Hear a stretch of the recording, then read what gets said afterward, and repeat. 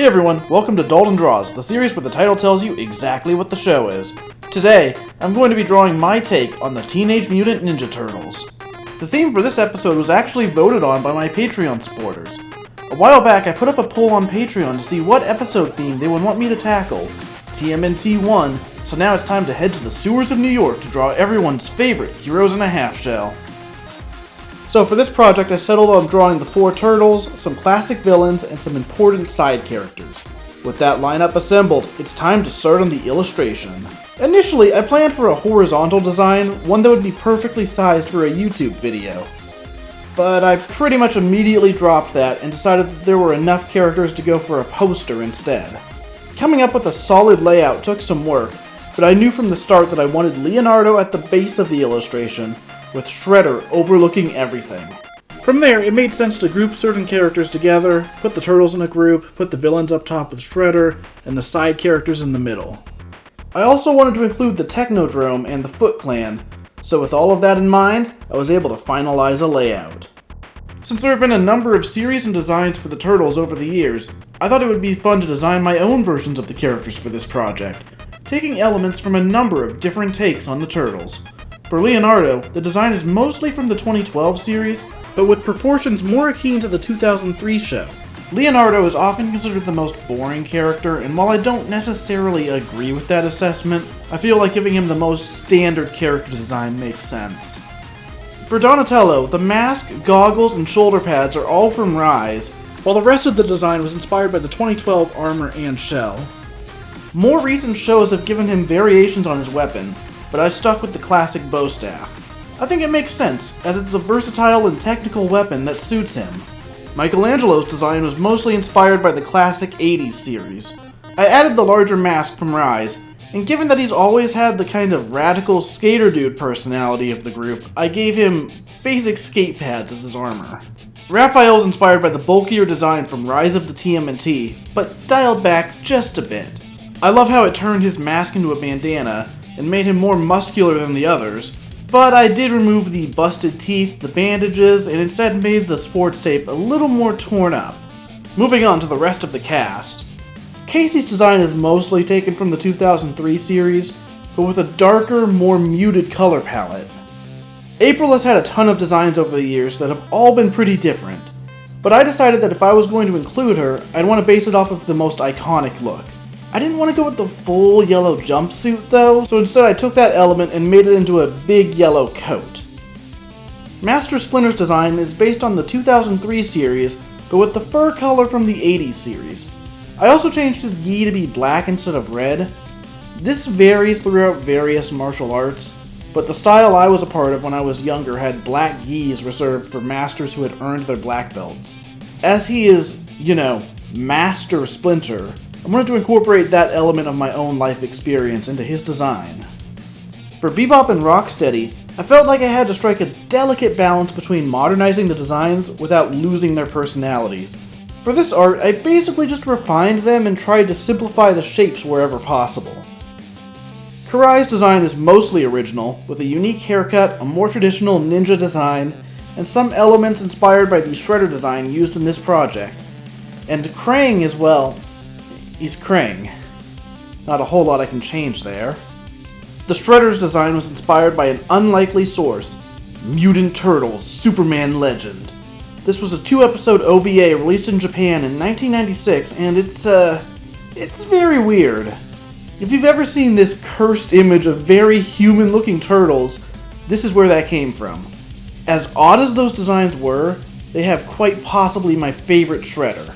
I love the striking colors they use for the design. It's just so anime. I love it. So what's my history with the TMNT anyways? Well, I'm guessing I probably started with the 80s series, though I'm not entirely sure about that. I apparently own a number of episodes of the show on VHS, but I'll be totally honest, I don't remember watching them at all. I'm sure I did. I'm familiar with a lot of elements of the series, but it's not the one I remember watching as a kid. No. When I was young, I was watching the 2003 series. I loved that show as a kid. I mean, I don't even think I need to explain why. I was a kid, ninjas were cool, and I liked the sort of serious but jokey attitude of the show. The first season I remember pretty distinctly, along with some of the games from that era. One of the ones I played was like this 3D beat 'em up. It was fine. I also played the fighting game. It was also fine. I mean, glowing reviews, I know, but I'm sure I liked those games when I was like 9. Eventually, I lost interest in the show. I think it was around the time they went to the future. I just didn't like the shift in setting, and the more simplified art didn't really gel with me either.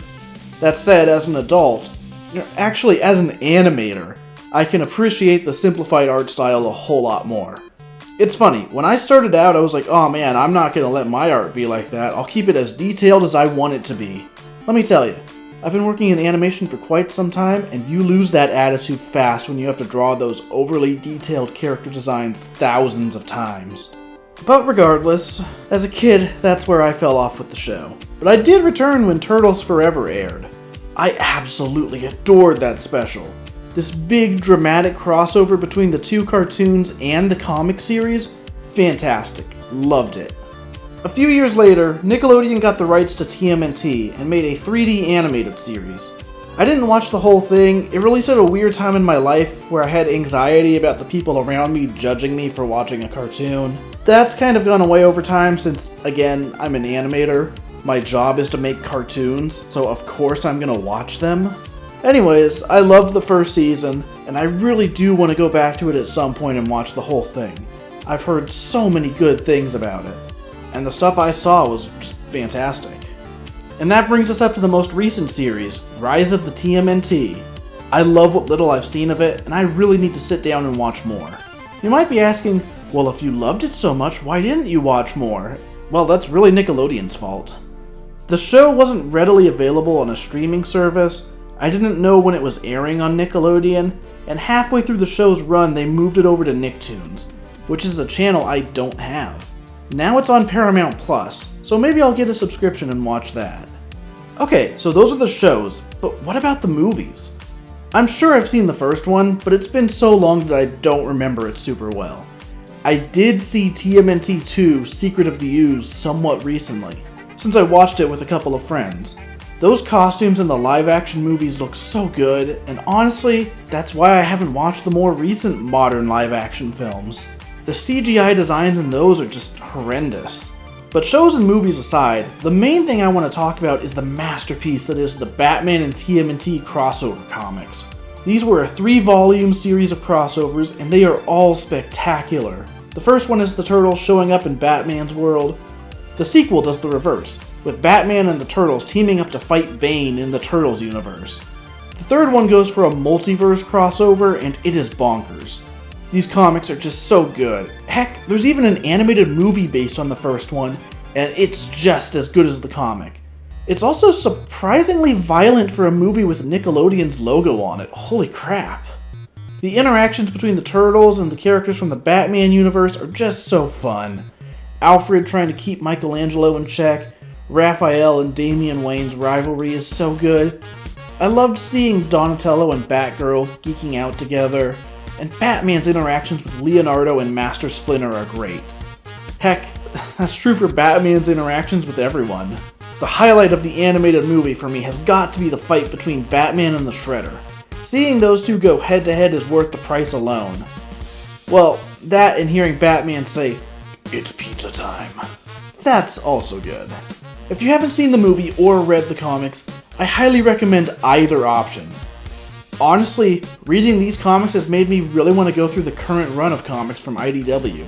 I've got a few of those, so maybe I'll finally sit down and read them. Moving forward with the franchise, one of the things I'm most excited for isn't even coming from TV or movies, it's the games.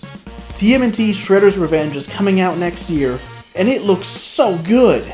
I loved Turtles in Time, so a new game in that style is super exciting. Plus, the team working on it is super talented and has made some great stuff, so that's got me feeling optimistic about the whole thing. 2022 can't come soon enough. As we're wrapping up this poster, I want to give a special thanks to all of my Patreon supporters for voting on this topic and supporting my work. The poll for the next patron pick theme will be going up soon, so if you're enjoying this video and want your voice to be heard, then head on over to Patreon. That's it for this episode. Tune in next time for more art. Thanks for watching. Later.